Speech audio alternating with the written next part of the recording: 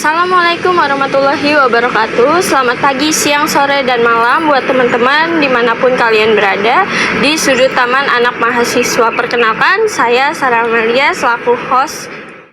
Jadi tentunya di sini saya nggak sendirian ya. Saya di sini bersama dua narasumber saya. Yang pertama, saya Kaila Putri Aulia dan saya Rida Yulianti Abandi.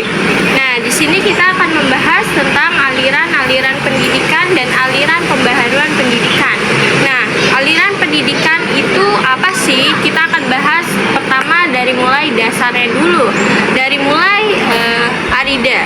Nah, aliran pendidikan itu merupakan pemikiran yang membawa pembaruan dalam pendidikan, yaitu pemikiran yang terdahulu sebelum ditanggapi dengan pro dan kontra oleh pemikir berikutnya, sehingga timbul pemikiran yang baru.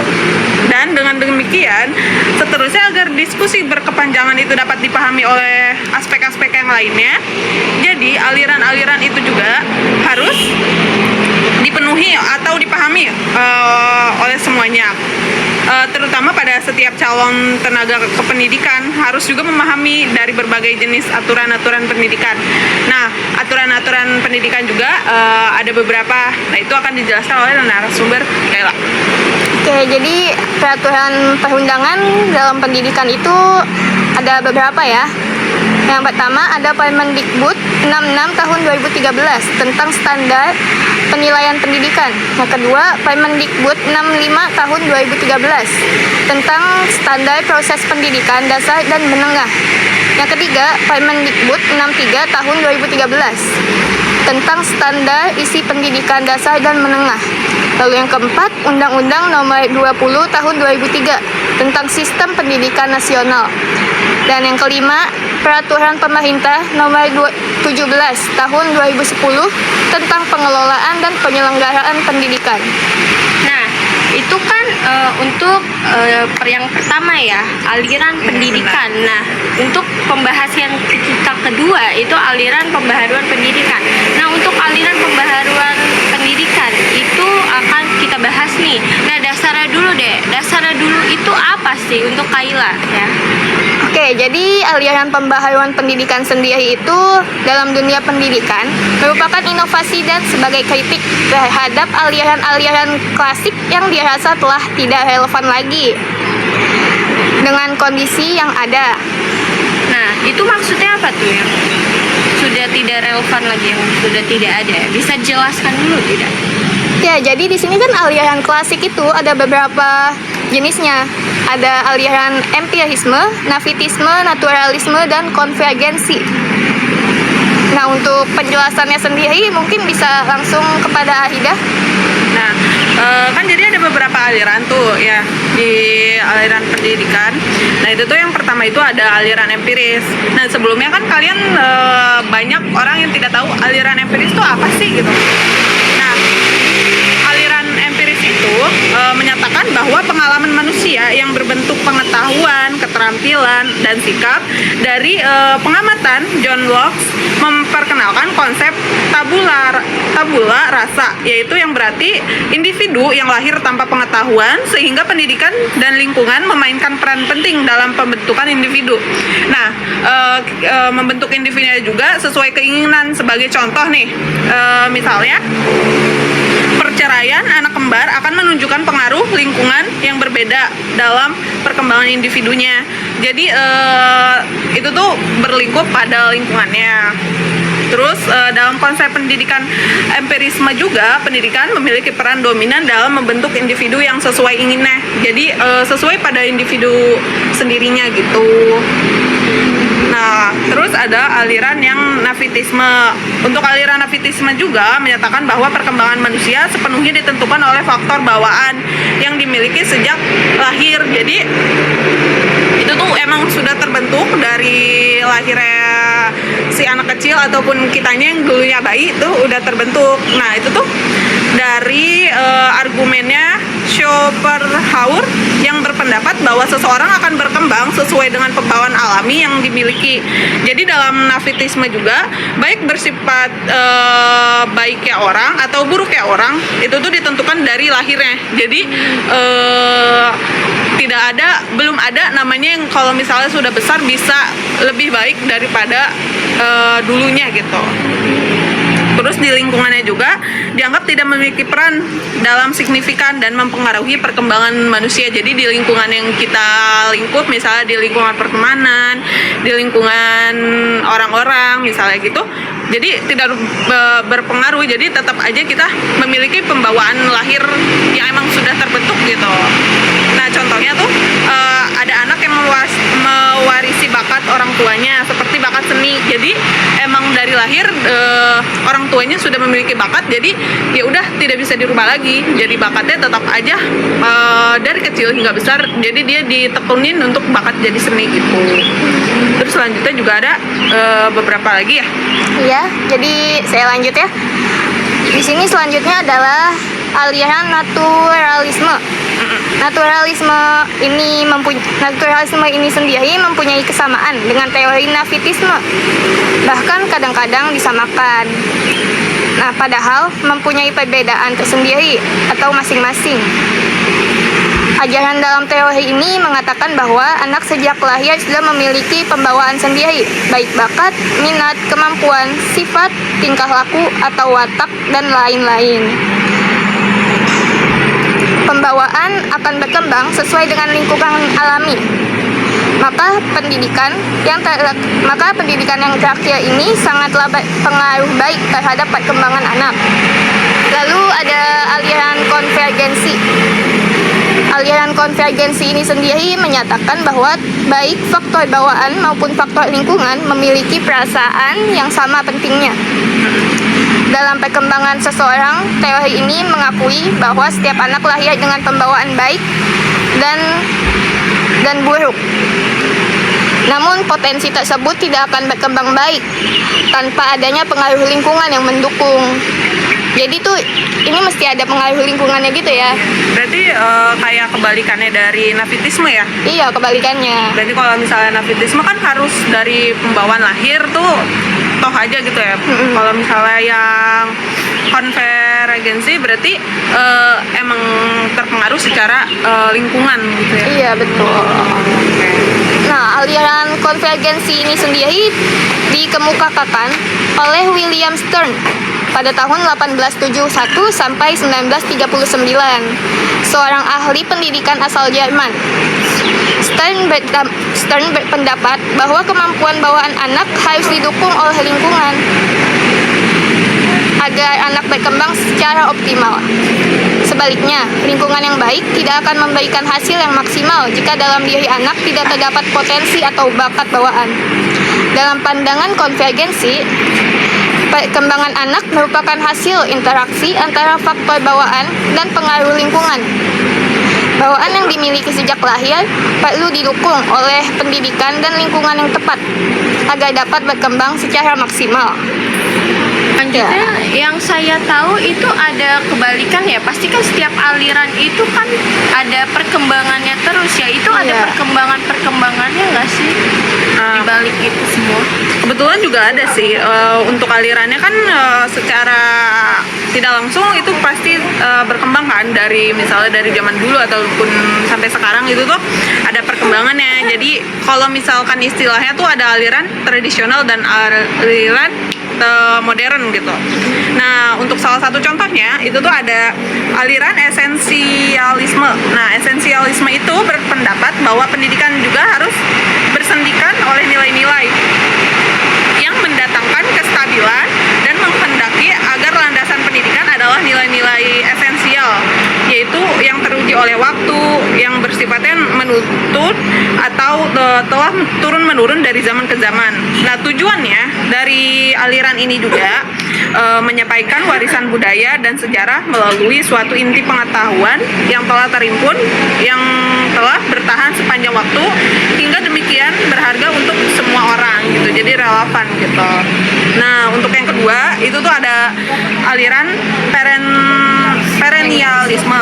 Nah, perennialisme itu tuh kayak kita tuh untuk harus bersikap setia pada prinsip-prinsip yang bersifatnya abadi ataupun bagi para pengikut konsep ini. Jadi pada yang menganut aliran perennialisme juga mengaku bahwa yang keadaan tetap itu atau lebih nyata daripada perubahan dan keadaan yang lebih ideal. Nah, yang daripada terjadinya perubahan. Jadi itu dia masih menganut tidak ada yang namanya perubahan. Jadi masih menganut yang ya udah yang lama aja gitu ya. Nah, tokoh-tokohnya juga itu tuh ada Plato, ada Aristoteles dan Thomas Aquino gitu. Nah, untuk selanjutnya itu ada apa aja Kak? Yang selanjutnya ada aliran progresivisme. Progresivisme ini sendiri merupakan salah satu aliran yang menghendaki suatu kemajuan, yang mana kemajuan ini akan membawa sebuah perubahan. Tokoh dalam aliran ini adalah John Dewey. Aliran ini berpendapat bahwa manusia mempunyai kemampuan-kemampuan yang wajar dan dapat menghadapi serta mengatasi masalah yang bersifat menekan ataupun masalah yang bersifat mengancam dirinya sendiri. Nah, lalu ada aliran konstruktivisme. Gagasan pokok aliran ini diawali oleh Giambattista Vico, seorang epistemologi Italia.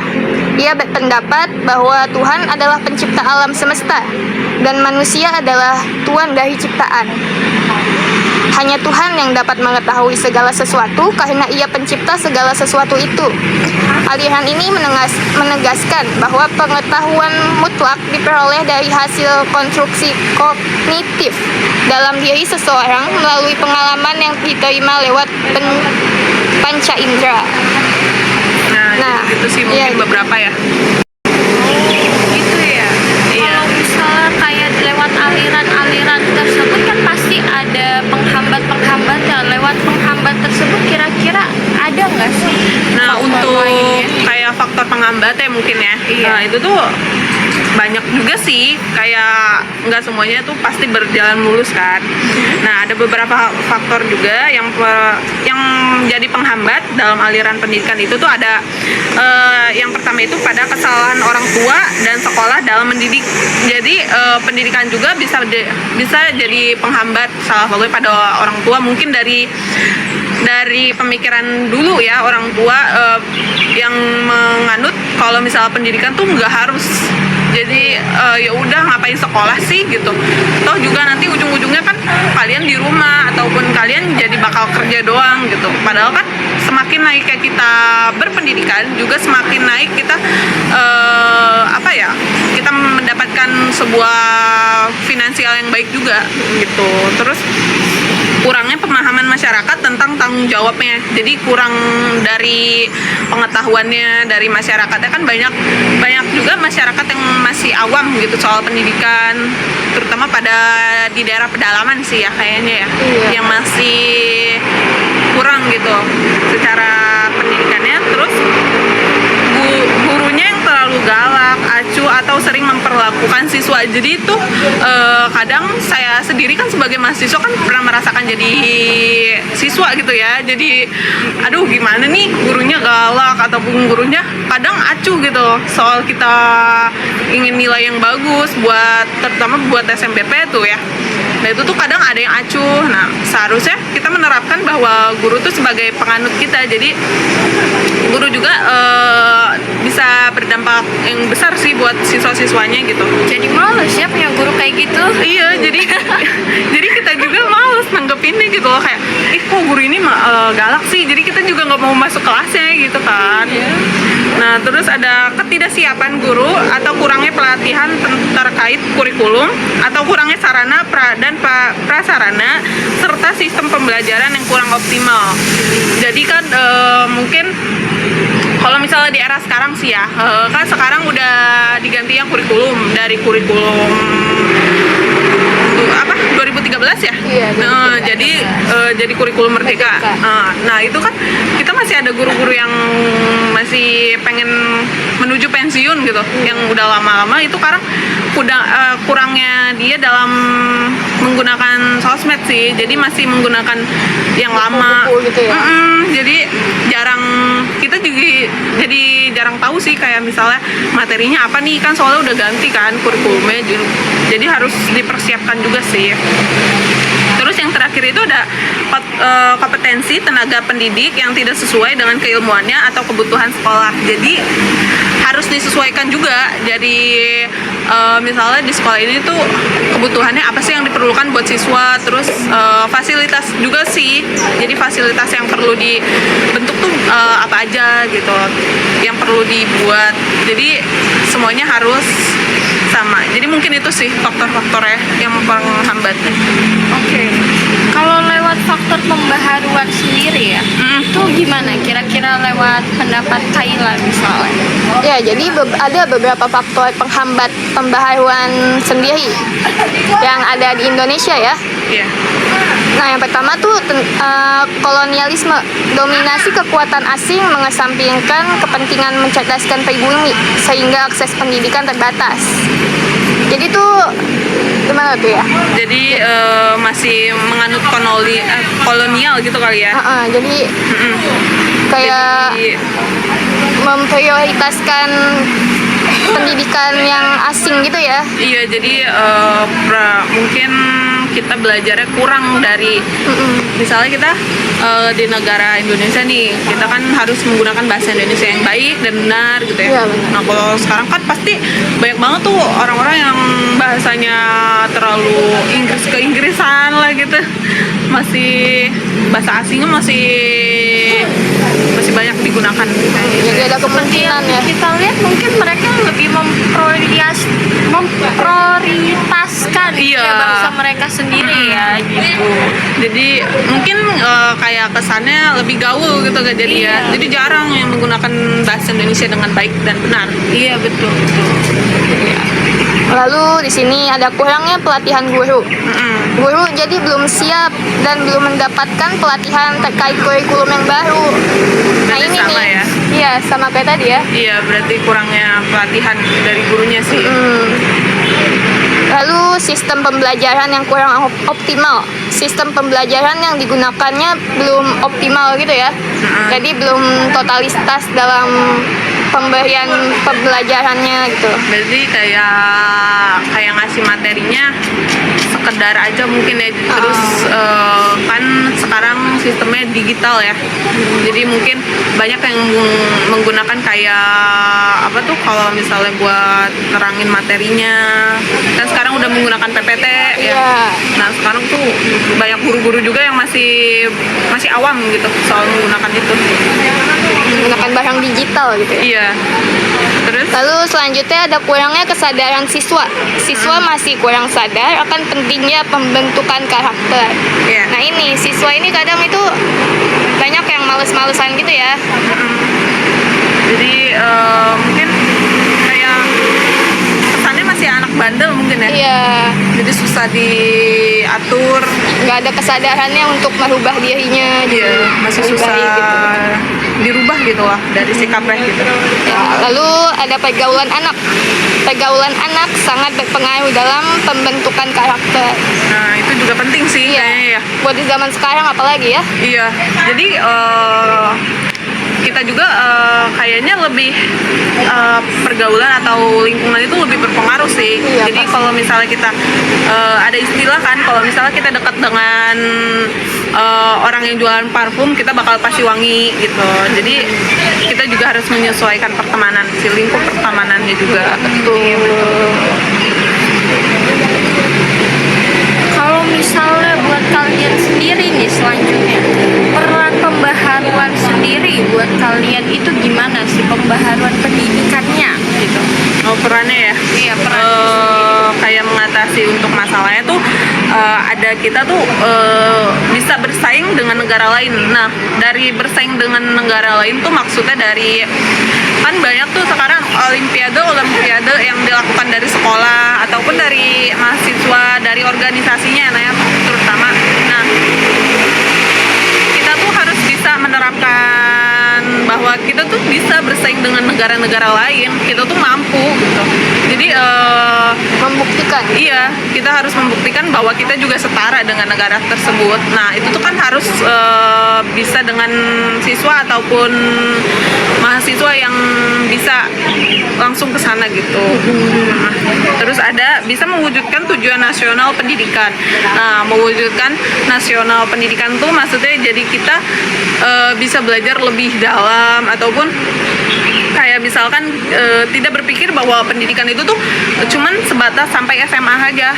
Biasanya kan kalau misalnya orang tua dulu tuh kalau sudah sampai SMA aja udah alhamdulillah gitu. Udah kalian biasanya kan gitu kan kebanyakan gitu. Ya udah kalian ngapain sih kuliah lagi ataupun kalian ngapain sih belajar lagi kan toh ujungnya kalian juga bakal di dapur ataupun bakal di kerja di mana gitu. Nah kan kalau misalnya kita jenjangnya lebih tinggi juga kan, nah profesi yang kita dapat juga bakal pastinya lebih tinggi dan pendapatan yang kita dapat juga pastinya lebih besar gitu. Menurut kalian sendiri nih, pembaharuan pendidikan itu bisa dilakuin dengan cara apa ya? Nah, di sini pembaharuan pendidikan itu bisa dilakuin dengan memperluas jangkauan pendidik anak usia dini. Ya, contohnya misalnya itu dengan cara apa sih? Contohnya itu misalnya dengan kita sebagai mahasiswa mungkin bisa ya membantu anak-anak di sekitar kita gitu untuk menambahkan ilmunya mungkin ya. Iya, apalagi banyak anak jalanan juga kan kayaknya ya, yang kurang berpendidikan, terus kurangnya apa finansialnya mereka gitu, Iya. mungkin bisa dibantu dengan itu. Kalau anak TK Bimba itu jatuhnya usia dini nggak sih menurut kalian? Iya, Usia dini. usia dini yang dilatih ya, dilatih untuk pendidikan dasarnya misalnya biar bisa lancar ngomong ataupun pelafalan bunyi bahasanya yang benar gitu. Bedanya mungkin finansialnya lebih tinggi ya mereka. Iya. Lalu ada menggunakan teknologi untuk memudahkan siswa mengakses informasi. Nah ini di zaman sekarang berarti ya. Iya. Menggunakan banyak yang menggunakan gadget untuk belajar. Iya. Misalnya membuat PPT atau makalah. Iya, Dengan sekarang Word. dengan Word terus kan sekarang juga kan PPT ataupun PowerPoint kan ada yang berbentuk digital gitu ya. Iya. Jadi kayak misalnya bisa jadi 3D, bisa jadi video juga. Nah, itu kan harus dipelajarin juga sih biar generasi yang sekarang tuh nggak ketinggalan gitu Iya. dengan generasi yang sebelumnya. Lalu selanjutnya dengan mengajar metode yang menarik dan meningkatkan komunikasi antara siswa dan guru. Jadi nggak di situ-situ aja ya Iya. mengajarinya, jadi nggak bosen siswanya. Iya, kayak misalnya kalau misalnya ini jadi kayak ada sebelum mulai belajar nih kan pasti kita kayak males kan, kayak aduh ngantuk nih gak enak. Nah itu tuh biasanya biar bisa menghibur gitu. Itu tuh ada ice breakingnya. Iya. Jadi permainan apa dulu nih biar anak muridnya enak kalau misal belajar. Kalau kalian sendiri nih, misalnya kalian jadi guru anak usia dini, apa sih yang kalian lakuin biar pembelajaran kalian itu menarik buat anak-anak usia dini? Kalau misalnya biar bisa menarik ke perhatian anak-anak gitu ya. Untuk Arida dulu contohnya. Mungkin kalau misalnya dari aku menerapkan bahwa guru itu tuh tidak galak sebenarnya. Jadi guru itu tuh sebuah teman yang tapi tidak juga membatasi bahwa atau kita menganggap guru itu sebagai sesuatu yang galak, sesuatu yang seram gitu loh. Jadi kita harus mendekatkan diri juga sih terutama pada anak-anaknya. Terus tapi tidak juga jadi si anak itu kayak kurang ajar ya gitu. Jadi kita juga kalau misalnya dikeras menerapkan bahwa kita tuh ada gitu sebagai posisi mereka, posisi kita tuh lebih tinggi istilahnya gitu. Jadi mereka juga harus menghormatin. Terus biasanya diadain permainan-permainan dulu sih sebelumnya. Kan dulu juga kan waktu SMA saya kayak banyak ice breakingnya gitu. Jadi bisa menambah pengetahuan juga sih. Jadi ice breaking sebelum memulai. Jadi kita juga bisa dekat dengan siswanya. Sistem belajarnya juga bisa lebih menyenangkan mungkin sih. Oke, untuk Kak Idila sendiri. Saya setuju dengan Ahida sih. Soalnya jadi siswanya itu nggak yang tekan gitu. Kalau gurunya galak gitu kan. Iya, jadi Nggak tekan. nggak tegang gitu ya. Kalau tegang juga nanti kan jadi males ngelanjutin apa-apanya. Kalau Iya. masalah PR gimana nih masalah PR Aduh, ya? PR ya. Mungkin susah ya. Kalau PR mungkin ada beberapa mungkin ya diterapin PR gitu kan, biar siswa juga melatih kedisiplinan diri. Jadi mereka tuh harus bisa disiplin, mungkin dari pengumpulannya itu tuh kan pasti ada tenggat atau waktunya kan, Deadline. deadline yang sudah ditentukan. Nah itu tuh mereka harus memanage itu dengan benar gitu. Tapi nggak melulu soal PR sih biasanya. Mungkin kalau di jam berikutnya nggak bisa memenuhi materinya, jadi mereka harus juga diadakan PR gitu.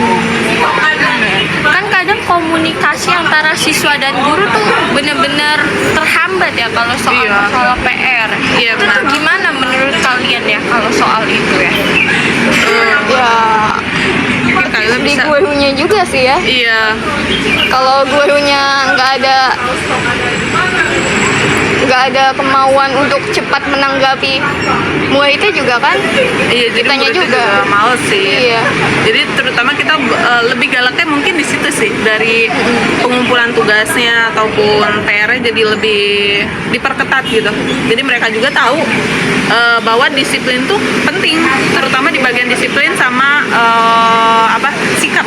Itu yang paling utama sih dari pendidikan tuh, diutamakan sikapnya yang baik dan benar, dan kedisiplinannya yang perlu lebih lanjutin. Oke, baik. Mungkin itu aja. Lanjut. Oke. Lanjut ya, pembaruan pendidikan itu ada dengan menerapkan inovasi dalam proses pembelajaran. Nah ini udah ya tadi ya, inovasi-inovasinya kayak ice breaking gitu, jadi nggak bosen.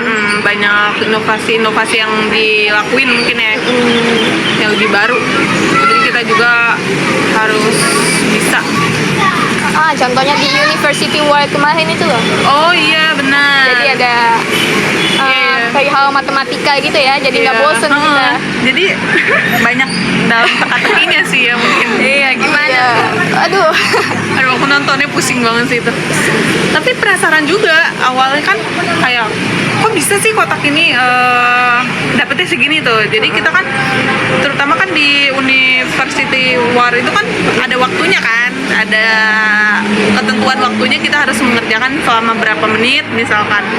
Nah itu tuh saya juga pernah mengerjakan sih, cuman dalam waktunya juga nggak sama kayak anak-anak yang itu. Iya. Jadi durasi waktunya lebih lama mungkin. Kemampuan otak masing-masing ya. Iya, benar. Menarik ya. Nah, yang terakhir ini pembaharuan pendidikan sendiri ada dengan mengembangkan pendidikan di luar sekolah. Iya. Contohnya bimbel gitu ya di luar Iya, sekolah. benar-benar. Apalagi sekarang banyak bimbel online, terus banyak bimbel-bimbel khususnya buat PTN sih mungkin ya. Iya, penting. Penting sih, yang finansialnya lebih gitu, bisa menggunakan bimbel juga. Untuk PTN sendiri menurut kalian tuh gimana ya? PTN, perguruan tinggi negeri ya. Iya. Mungkin itu wawasannya lebih luas juga sih kan, karena perguruan tinggi negeri Seleksi juga. ya seleksinya juga kan semakin ketat, seleksinya semakin bagus kualitasnya gitu. Jadi kita juga kalau misalkan dapat PTN itu, kita juga harus bisa memantaskan diri untuk bisa di universitas tersebut sih biasanya. Peluangnya tuh gimana kalau misalnya kalian tuh nggak keterima ya di suatu PTN yang kalian dapat? Aduh, gimana itu Kai? Itu gimana tuh? Ya mau nggak mau kalau kita emang mau lanjutin pendidikan kita ya swasta sih. Iya, Kalau misalnya kalian nggak mau nih di swasta, Swasta, tuh oke. gimana? jadi nggak mau banget gitu terus ya. PTN Sampai tahun-tahun bosen lah. selanjutnya. Iya, mungkin kalau untuk dicoba boleh ya, kan ada kayak jedanya itu 3 tahun, jadi kita bisa coba SNBT itu bisa 3 kali, ataupun jadi kalau misalkan masih penasaran ya udah gitu, kita juga kan nggak bisa memaksa orang buat bisa kuliah kan. Kan kuliah itu kan keinginan sendiri, jadi harus ada dari kemauan sendiri. Terus apa ya, kalau misalkan misalkan benar-benar nggak mau gitu ya, itu tuh harus menerapkan bahwa kita belajar nggak hanya harus di perguruan tinggi negeri, kita bisa menempatkan itu dimanapun. Kalau misalkan kampusnya yang biasa aja kan, kalau misalnya dari diri kitanya baik kan, jadi bisa terbawa pengaruh juga. Oke, baik. Jadi yang terpenting di sini niatnya aja sih. Iya, niat ya. Niatnya untuk nambah ilmu. Mm-mm. Harus ada niat mau buat kuliah gitu. Oke, terima kasih buat Iya. Nabila dan Arida buat pembahasan kali ini. Segitu dulu, seru banget ya Iya, podcast kali seru. ini. Seru banget. Nah, Bel. segitu dulu.